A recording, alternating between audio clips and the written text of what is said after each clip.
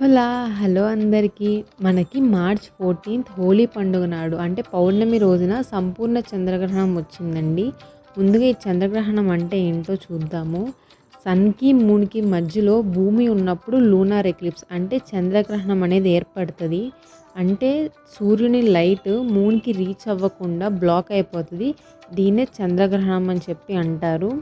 ఈ చంద్రగ్రహణం మన భారతదేశంలో కనిపిస్తుందా? కనపడదా? అంటే మన భారతదేశంలో ఈ చంద్రగ్రహణం అనేది అస్సలు కనపడదండి. ఈ గ్రహణం వచ్చేసి USA, Australia, England, Germany, Canada అటువంటి దేశాల్లో మాత్రమే ఈ చంద్రగ్రహణం కనపడిద్ది. మన భారతదేశంలో అయితే అసలు ఎటువంటి చంద్రగ్రహణ ప్రభావం అనేది ఉండదు. ఈ చంద్రగ్రహణం అనేది ఏ ఏ ప్రాంతాల్లో కనపడుతుందో ఆ ప్రాంతంలో వాళ్ళే గ్రహణ నియమాలు అనేవి పాటించాలి.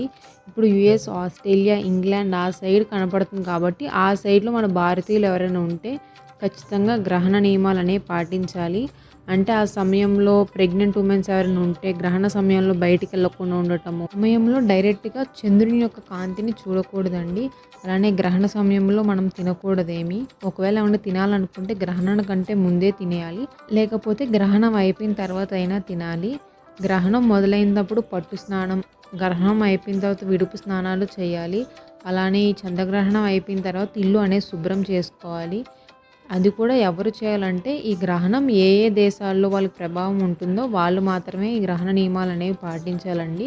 ఈ గ్రహణం అనేది మన భారతదేశంలో లేనందువలన మనం ఏమీ నియమాలు పాటించాల్సిన అవసరం లేదు. చక్కగా ఆ రోజున శుక్రవారం పౌర్ణమి వచ్చింది కాబట్టి ఆ రోజు చక్కగా మనం హోలీ పండుగ చేసుకోవచ్చు. అండ్ పౌర్ణమి కూడా వచ్చింది కాబట్టి లక్ష్మీనారాయణకి పూజ చేసుకుంటే ఈరోజు చాలా మంచిదండి.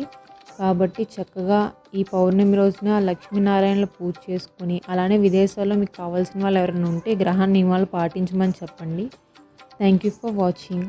మీకు కనుక ఈ వీడియో నచ్చితే please to like and subscribe to my channel. Thank you.